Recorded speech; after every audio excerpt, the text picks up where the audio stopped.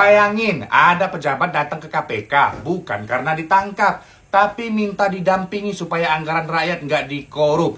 Itulah yang dilakukan oleh Deddy Mulyadi, Gubernur Jawa Barat. Langkahnya ini terkesan berani, tegas, dan bikin pejabat kotor ketar-ketir. Deddy langsung ngikat anggaran yang sering jadi ladang maling. 700 miliar buat proyek TIK yang nggak jelas dihapus.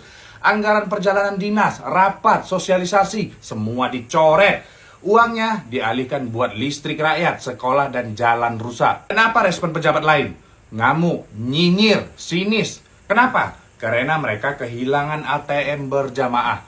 Pejabat yang marah karena transparansi itu bukan pemimpin. Itu penumpang gelap yang hidup dari anggaran rakyat. Mereka takut kehilangan proyek titipan. Mereka panik karena nggak bisa lagi markup 300%. Lalu bilang demi pembangunan. Maling kalau lampu dinyalain bukan marah ke malingnya, tapi marah ke yang nyalain lampu. Itulah pejabat kita. Di mana ada gula di situ ada semut. Tapi kalau gulanya dibuang kayak Deddy Mulyadi, semut-semut itu bakal ngamuk. Sekarang mereka teriak, kenapa dipangkas? Kenapa nggak dikonsultasikan dulu?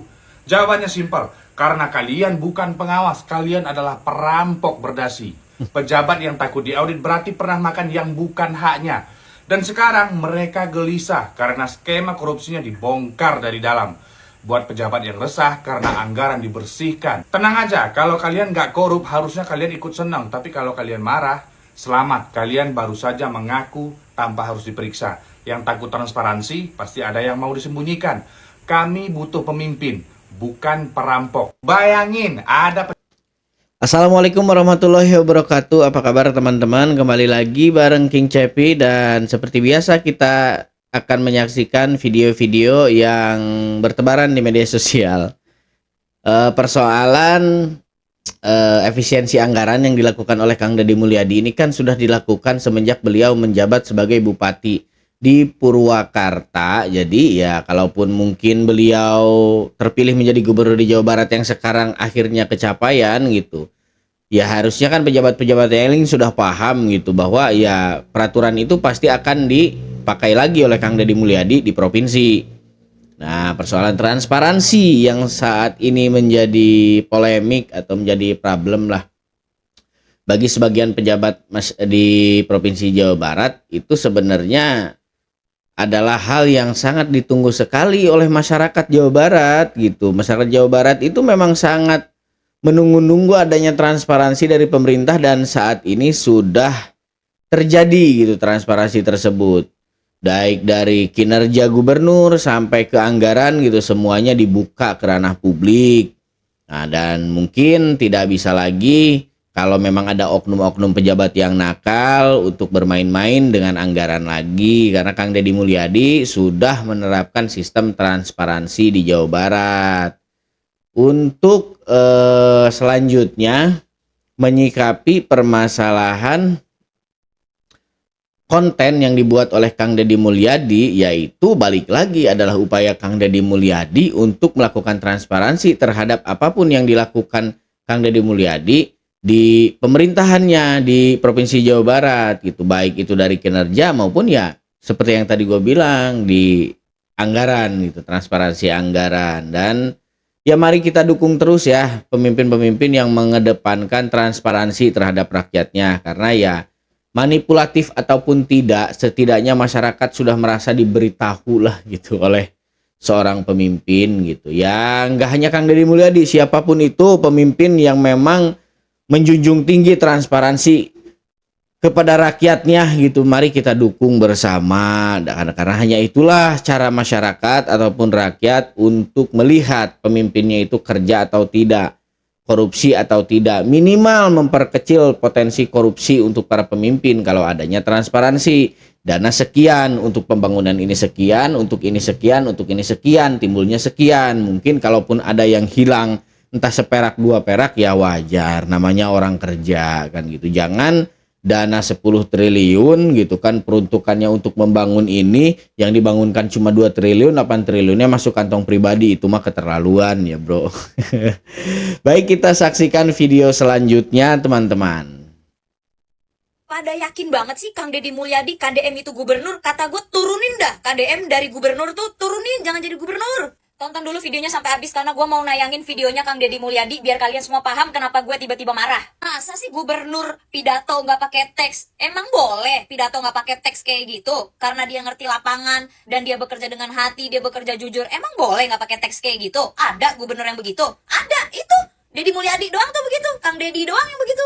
Nih gue kasih tunjuk videonya. Lu tonton videonya baik-baik ya. Yang nggak ngerti bahasa Sunda ada translate-nya di tengah-tengah. Indonesia budak make motor, beli udur, minuman, balik peting, pemerintah na cicing, tindakan. Tapi lamun aya kekerasan ka budak ribut sa alam dunya kabeh ngilu komentar. Ya, lamun hayang mere perlindungan ka anak Indonesia, lain ukur urusan ayeuna dibawa ka barak militer, geura lindungi anak urang tinu korban motor, tinu korban mobil legend, tinu korban HP, tinu korban minuman keras, ciu, eksimer, geura belerkeun eta ku sararea sia. Tingali tayangan aing bangeus tiba heula nguruskeun eta, tong boro jadi gubernur, keur jadi anggota DPRD aing mah kurang ngabubarkeun ieu kabeh. Nganggur ge dibubarkeun penambangan, penjualan eksimer, minuman keras, ciu ku aing dilawan kabeh baheula. Ayeuna komo ayeuna jadi gubernur. Lamun kuring hayang populer-populeran geus ku aing anggarkeun bansos sing loba, mere duit sing loba, tapi kuring ngalobaan bansos, mere duit sing loba ka masyarakatna, teu ngarobah cara berpikirna, teu ngarobah cara bertindakna. Aing geus ngamiskinkeun rakyat Jawa Barat. Rakyat Jawa Barat moal beunghar ku bansos. Rakyat Jawa Barat moal makmur ku dibere bantuan analisis kuring. Jelema nu terus-terusan dibere bantuan lain maju, kalah kamingkin ambruk di lembur ge ayeuna mah geus tong ngaramet.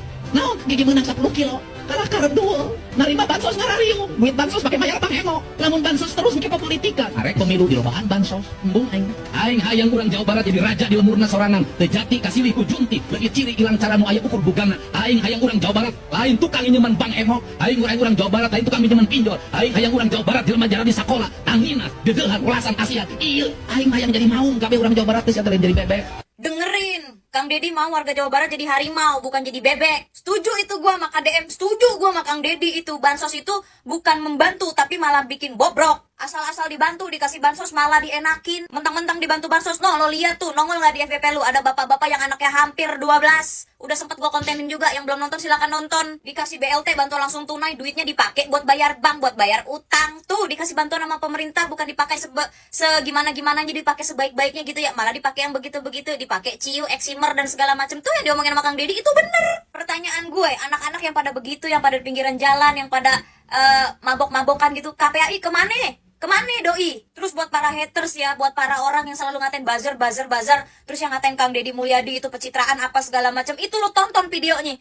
Lu tonton, dia kalau emang cuman mau pencitraan, cuman mau cari muka doang, udah dari dulu dia tinggal bagiin aja sembako, bagiin aja bansos. Tapi beliau nggak mau kayak gitu, karena itu bukan cara mendidik yang baik. Bahasa simpelnya gini deh, Kang Deddy Mulyadi itu nggak mau rakyat Jawa Barat itu jadi mental pengemis. Hah? Jadi mental miskin tau gak lo? Apa-apa tinggal minta, apa-apa minta ke pemerintah, apa-apa minta bantuan gitu bahasa simpelnya. Nggak ngerti juga. Ya udah lu sekolah lagi deh, lu ngulang deh. Dari sebelum Kang Deddy Mulyadi itu jadi gubernur, beliau sudah mengerjakan hal-hal seperti itu. Jadi kalau lu pada bilang Kang Deddy Mulyadi pencitraan, iya pencitraannya bertahun-tahun. Konsisten tuh, pencitraannya konsisten tuh. Hah, konsisten. Hari gini mana ada pencitraan konsisten, sayang, nggak ada. Makanya semuanya ketebak kalau pencitraan cuman pas kampanye doang, karena semuanya pencitraan. Kalau Kang Deddy mau pencitraan dari dulu, dari zaman baheula, doi udah pencitraan. Jujur ya, jujur, gue tuh dari dulu emang nggak terlalu suka sama namanya bantuan pemerintah bansos itu ya. Kayak maksud gue, bukannya gue nggak setuju 100% nggak setuju, enggak, tapi gue lebih ke kayak ini kalau misalkan ditolong terus pakai bansos gitu ya, lama-lama tuh masyarakat tuh pemikirannya jadi kayak oh ya udahlah, nanti juga dibantu kok sama pemerintah, nanti juga dapat bansos kok, tinggal daftar aja, tinggal bikin surat keterangan tidak mampu aja dan segala macam, dapat deh bansos. Nah akhirnya timbullah tuh pikiran-pikiran, ya udahlah gue bikin anak lagi aja, banyak anak banyak rezeki, bla bla bla bla bla.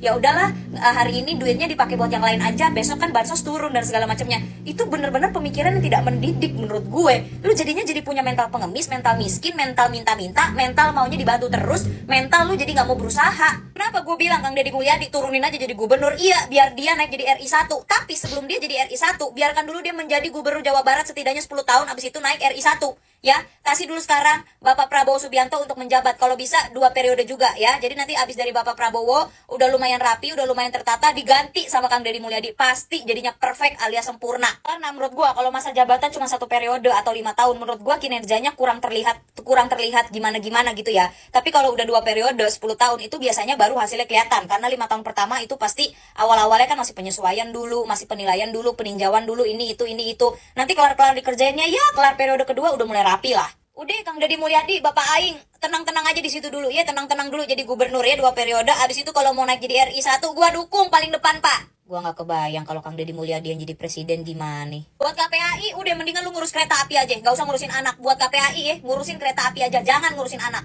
Pada yakin banget sih Kang Deddy Mulyadi. Persoalan bansos ya sebenarnya ya mungkin dari dulu masyarakat menganggapnya cara menyikapi bansos itulah salah satu-satunya cara bahwa mereka itu bisa merasakan kehadiran pemerintah gitu. Ya salah satunya dengan bansos gitu. Bansos dari pemerintah ya itu satu-satunya anggapan masyarakat itu tentang bantuan dari pemerintah. Karena ya bagi orang-orang yang tinggal di pelosok-pelosok kan di desa-desa terpencil gitu yang jalan aja masih tanah gitu kan, tanah merah dan juga belum ada infrastruktur yang lain gitu kan. Dan juga banyaklah gitu hal-hal yang sudah tersentuh di kota-kota besar di sana itu memang belum ada. Jalan aja berlubang gitu, untuk jalan 1 kilometer aja bisa butuh waktu beberapa menit kan. Ya satu-satunya untuk mereka merasakan kehadiran pemerintah itu ya lewat bansos. Karena kalau dilihat dari jalan, dilihat dari infrastruktur, mereka itu seperti belum merdeka gitu. Tapi ya kalau mungkin pemimpinnya kayak Kang Deddy Mulyadi juga ya nggak apa-apa lah nggak dapat bansos. Yang penting kan pembangunan itu dirasakan gitu oleh masyarakat. Masyarakat bisa merasakan kehadiran pemimpinnya gitu. Jadi ya mungkin di kepemimpinan sebelumnya ya cara masyarakat untuk merasakan keberadaan pemerintah itu ya lewat bansos itulah gitu. Nggak ada yang lain gitu. Tapi sekarang kan Kang Deddy sudah terjun langsung ke masyarakat dan juga menemui masyarakat secara langsung, bertatap wajah gitu, bahkan bersalaman serta menyerap langsung aspirasi dari masyarakat, turun langsung ke akar rumputnya gitu. Ya semoga saja ke depannya Jawa Barat bisa lebih baik lagi intinya, terlepas masih ada bansos atau tidak gitu ya. Semoga masyarakat Jawa Barat bisa hidup lebih sejahtera ke depannya. Amin. Sejumlah pakar yang sebelumnya menyoroti kebijakan Deddy Mulyadi, nampaknya kini berimbas kepada kampus di mana para pakar dan pengamat itu bernaung, seperti diantaranya yakni Universitas Pendidikan Indonesia, UPI, sebab pemerintah Provinsi Jawa Barat baru-baru ini mulai mengkuliti kampus UPI dengan mempersoalkan dana hibah. Bahkan Sekretaris Daerah, Sekda, pemerintah Provinsi Jawa Barat Herman Suryatman mengaku bakal menelusuri dasar diberikannya dana hibah sebesar 80 miliar rupiah kepada Universitas Pendidikan Indonesia, UPI, di 2024 silam. Jangan lupa follow untuk informasi lainnya. Jadi headline-nya kan di sini dari berita update ini, pakar UPI kritik Deddy Mulyadi, Pemprov Jabar balas singgung dana hibah 80 miliar katanya. Yang pada akhirnya kan bakal menimbulkan persepsi masyarakat itu bahwa Kang Deddy Mulyadi anti kritik, padahal bukan gitu. Ya mengkritik itu perlu karena kan ya kepemimpinan yang mana yang sudah tidak butuh kritik gitu. Semua kepemimpinan itu butuh kritik agar lebih baik gitu kan. Kritik itu kan artinya pendapat dari sekelompok orang untuk orang yang lainnya kan. Nah, bahasanya bukan Pemprov Jabar membalas gitu, sebenarnya ya gini loh maksudnya. Ketika kita mengkritik seseorang kan tentang kekurangan kita, ya artinya harus ada timbal balik dong. Cara kita berterima kasih kepada orang yang mengkritik kita itu ya dengan cara kita juga mengkritik kelemahannya gitu. Kalau kita biarkan kelemahannya, kita hanya diam saja tidak membalas kritikannya, maka kita sudah zolim kepada orang itu. Gitu sih. Mungkin menurut gua gitu kan. Misalkan gua ngeritik temen gua nih karena di jidatnya ada noda hitam kan gitu. Di jidat lu ada noda hitam, hapus dong. Ntar lu malu gitu kan. Nah, sementara gitu di pipi gua juga ada noda hitam yang sama gitu kan. Nah, terus karena teman gua memang harus ngingetin gua juga ya, dia juga tuh di pipi lu juga ada tuh.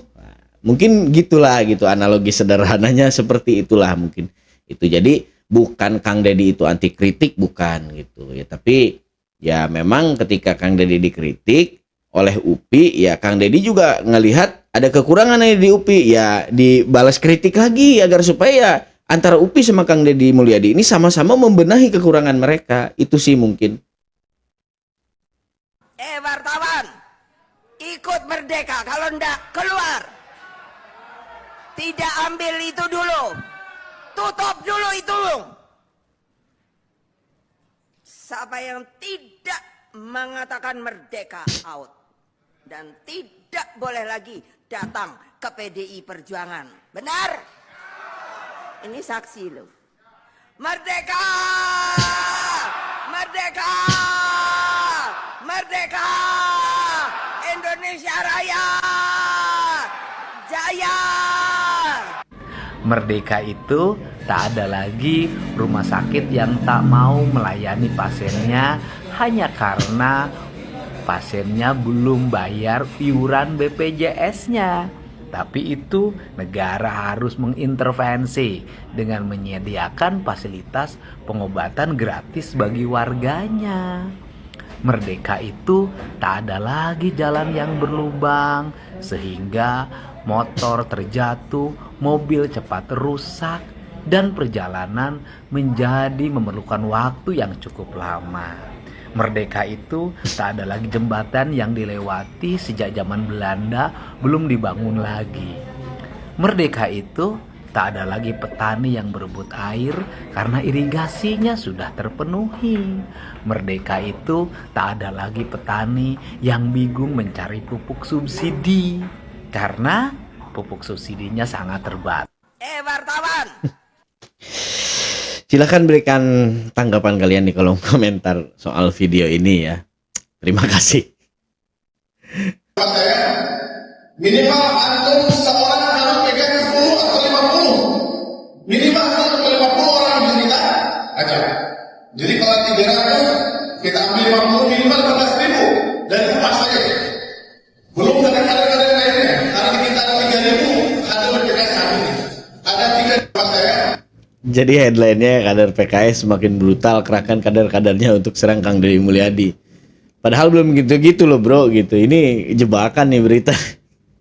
Tapi nggak apa-apa lah, mungkin ya namanya orang konten kan gitu. Agak sedikit clickbait ya mungkin si bapak ini. Nggak masalah. Yang penting kitanya aja ya seperti yang gue sampaikan di video sebelumnya. Yang penting kitanya aja bisa memfilter gitu pemberitaannya, isi dari pemberitaannya. Ini kan hanya clickbait. Sebenarnya nggak jadi masalah sih sebenarnya. Kalau buat konten kreator yang udah ngerti gitu.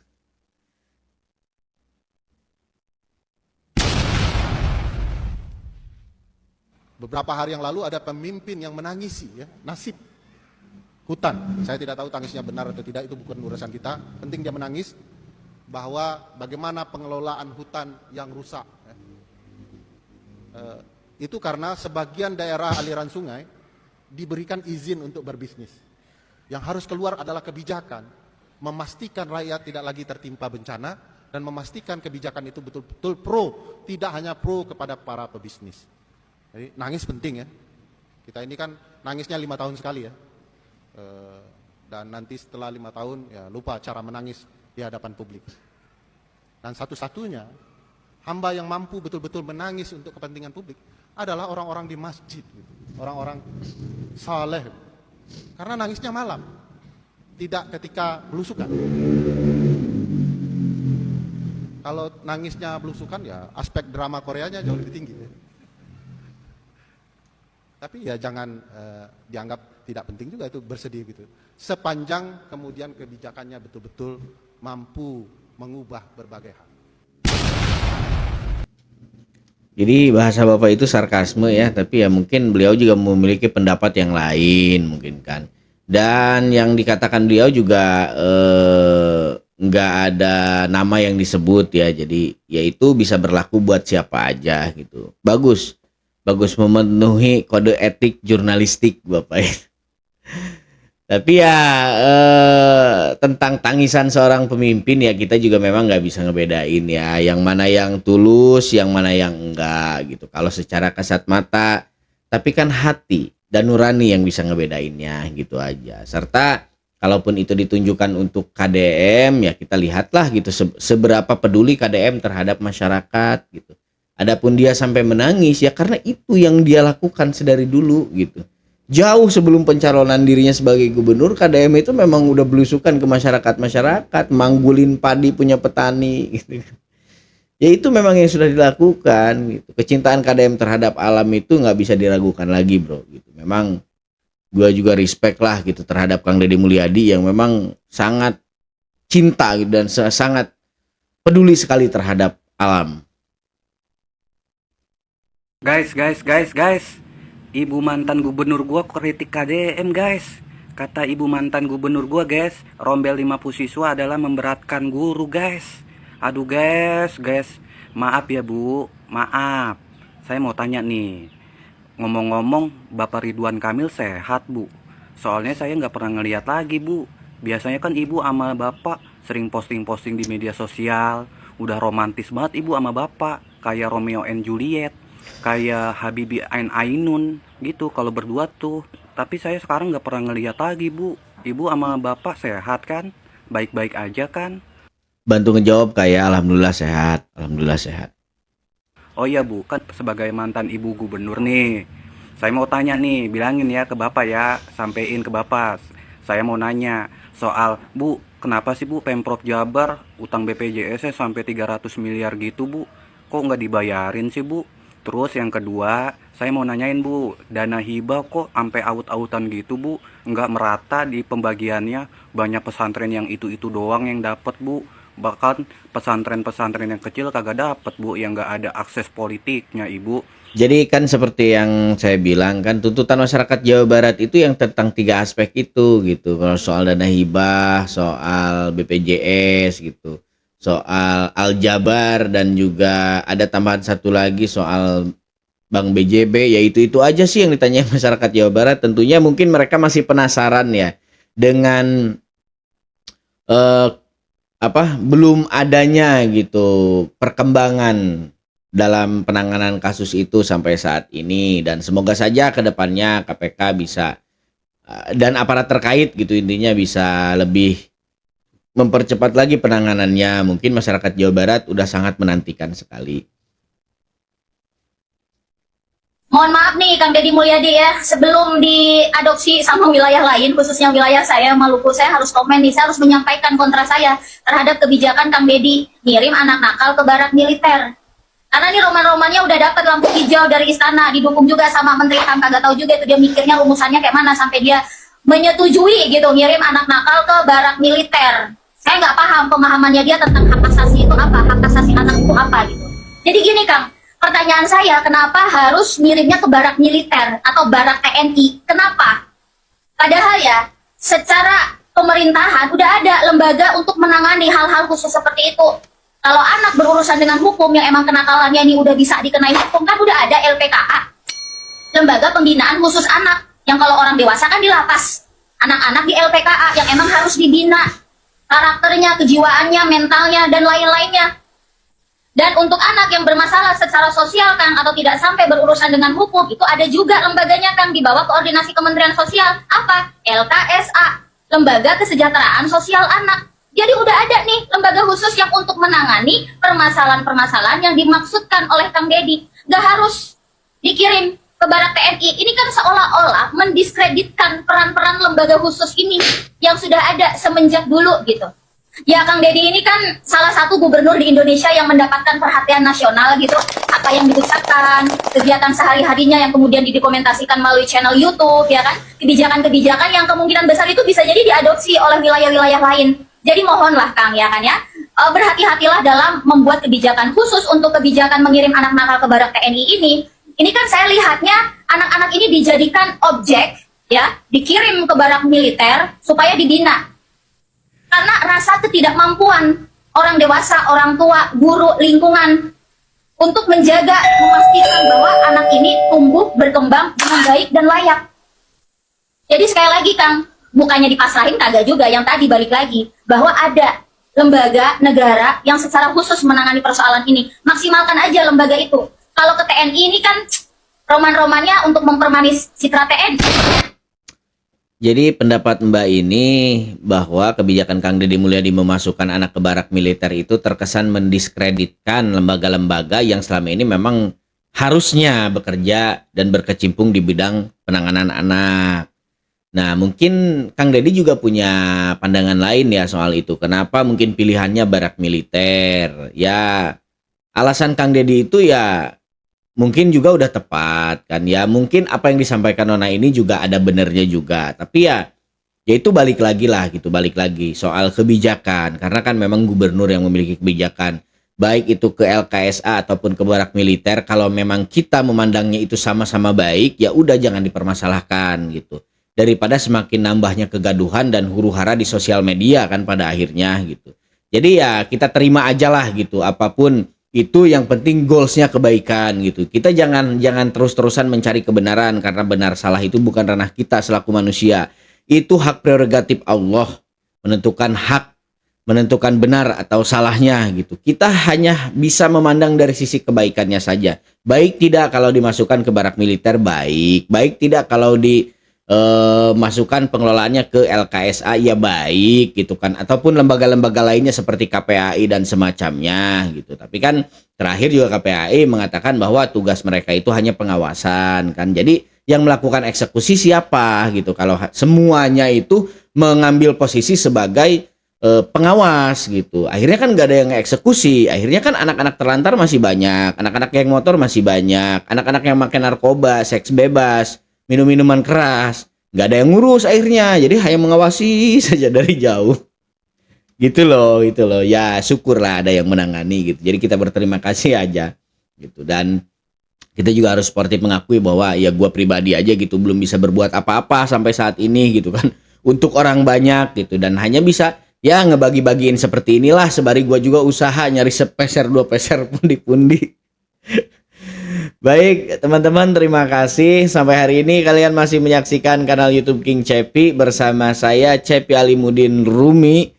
Dan semoga saja ada hal baik yang bisa kita ambil. Kalaupun ada kata dan kalimat yang salah, saya mohon dimaafkan karena itu keterbatasan saya mungkin sebagai manusia. Banyak kata-kata yang beblibet gitu.